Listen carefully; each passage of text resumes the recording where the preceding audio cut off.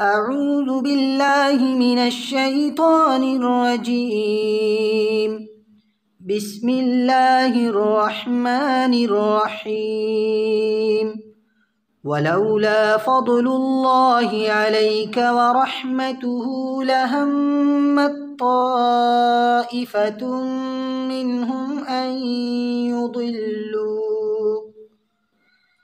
وما يضلون إلا أنفسهم وما يضرونك من شيء وأنزل الله عليك الكتاب والحكمة وعلمك ما لم تكن تعلم وكان فضل الله عليك عظيما.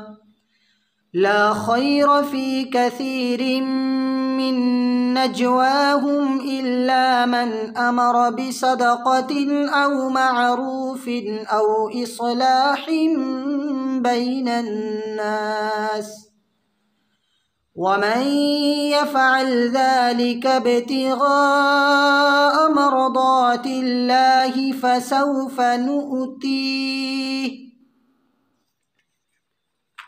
فسوف نؤتيه أجرا عظيما.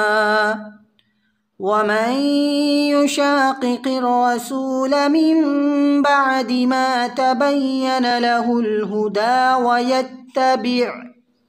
ويتبع غير سبيل المؤمنين نوله ما تولى ونصله جهنم وساءت